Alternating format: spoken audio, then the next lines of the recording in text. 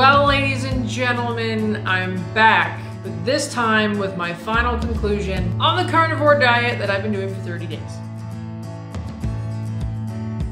So a lot of you have been writing and messaging me on social media saying, how's it going? Are you surviving? How do you feel? All that kind of stuff, which is great. So thanks for reaching out and checking on me, making sure I'm not in a ditch somewhere. So let's start off with a tiny bit of a recap, because I know you guys are probably tired of hearing me say the same shit over and over again. All right, so let's start with the first 3 weeks. I'm not gonna go week by week. I'm gonna put everything in a nutshell so I can get to the shit that you guys want me to talk about, which is my results. So first 3 weeks, how it went was, I felt like shit. I had really low energy.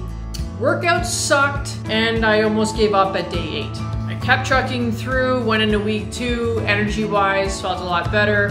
Workouts were still shit because I had no energy. And for those that don't know, the reason why I'm trialing the carnivore diet is because some people are saying that carnivore for athletes works really well, and I can't wrap my head around that. As someone who's high fat, low carb as an athlete, I don't see how carnivore would make any sense. Moving on, week 3. Week 3 starting to feel a lot better, still shit workouts. But within that 3 weeks, I haven't had any stomach bloating. Pretty stable energy throughout the day. I really don't have that many complaints about how I felt. However, performance-wise, it was garbage. Now, that is to be expected because I am trying to adapt to a new lifestyle. Week 4, I finally felt like, holy shit, I can lift normal weights again-ish. Not 100% yet, but my strength was improving. Weird. Now, here's the thing. A lot of people trying carnivore are doing videos about how they feel, which is great. Tell everyone how great you feel. I can tell you that I haven't had any bloating on carnivore, which is weird to me. So when I eat vegetables and other fruits and grains, depending on which ones, I get stomach bloating, and it's that lower abdominal bloat that I could never get rid of. Carnivore didn't have that problem. But here's the thing. I can tell you how great I feel, but what you guys don't know and what I don't know is, what are my insides saying? So this is the part where a lot of you are really hoping or really wanting to hear my blood results, my InBody results. They're in. So we're gonna start with my InBody results. On August 20th, I did my first analysis on the InBody 570. And then on September 17th, I went and did another analysis. So that's just under a month. I missed my timing a little bit there. But doesn't matter.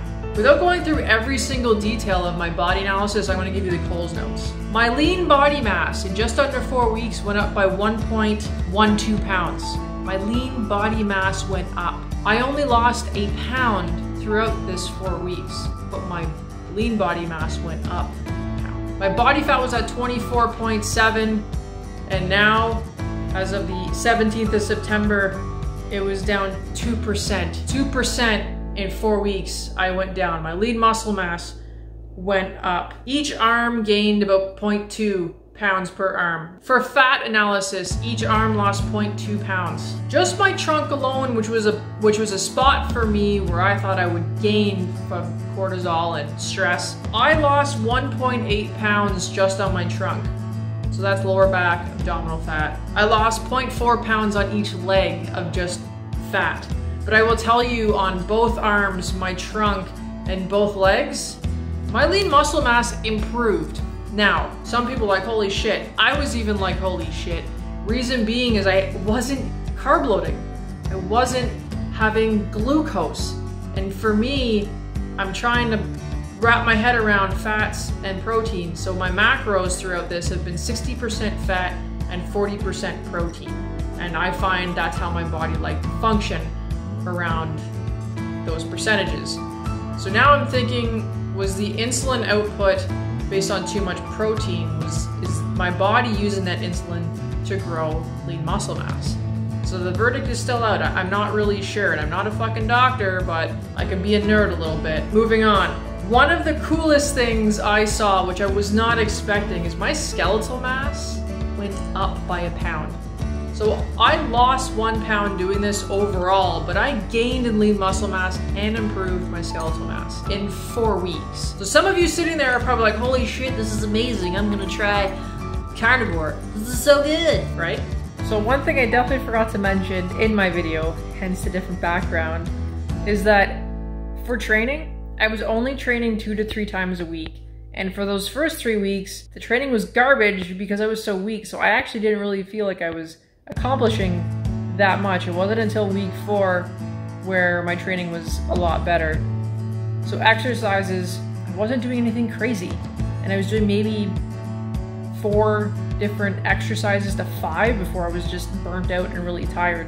So to see my lean muscle mass go up like that with really easy workouts, still pretty impressive. As excited as I was to get these results, I still had this pondering thought here about what's my blood work like. So I went and got my blood work done and I've received them. Here's the thing, I'm not overly impressed with my blood work. I may look leaner, I may have lost a lot of water weight, and yes, I do feel pretty good, but I'm hard on myself and I don't like my blood work that much. My cholesterol is fantastic, so for those of you wondering about my cholesterol, it's amazing. My kidney function, which was a big question for a lot of people, is not that great. And that's a little bit worrisome, but that could also be the transition of diet. So I'm not sure. But my kidney function was a little low. Lower than I would have wanted. A lot of my other markers are good, and I'm going by functional ranges as well. If I was going by my normal doctor's ranges, fuck, I'm perfect. But functional is a little bit more anal and tight.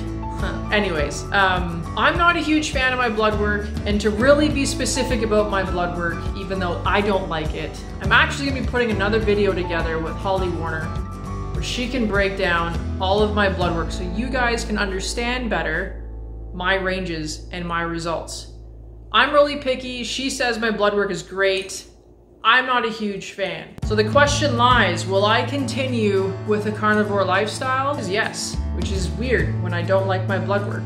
The reason why I'm gonna continue for another 30 days is because it takes your body a certain time frame to adapt and figure out what's going on. Am I going to allow myself to cheat and be as strict as my first 30 days? I'm not sure, but I probably will, you know what, fuck it.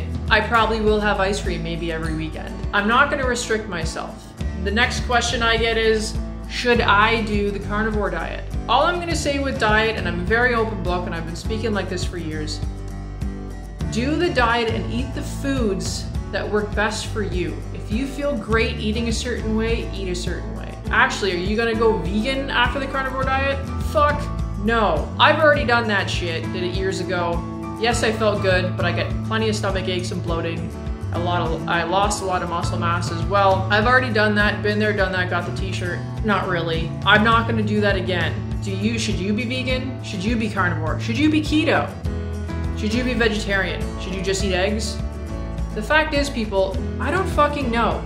You know what works best for yourself. And on this last note, what I've noticed during this 30 days is not just how I feel, but what's horrible about this diet and blogging about it is there's so much hate in this fucking industry about a vegan going against a carnivore, or a carnivore going against a vegan or a vegetarian, or fucking some other diet going against some other diet, and people just ripping people new assholes. Here's the thing, people, we have enough bullshit in this world.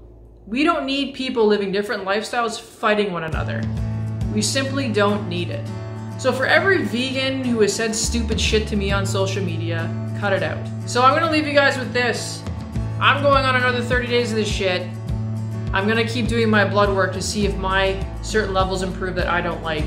I'm gonna be putting up another video with Holly so she can go through all of my blood work so you guys can better understand what levels mean. If you're interested in trying carnivore, please do it right. Just don't jump into eating steak for no fucking reason. So do it properly, monitor yourself. So at the end of the day, food is medicine, and we need to look at it like that. If you don't feel good doing a certain diet, change it up. If you feel great doing whatever you're doing, keep it that way. So on that note, write, comment below, like and share and comment, all that fun stuff. Subscribe to my YouTube channel. Anyone that needs to see this, share it with them.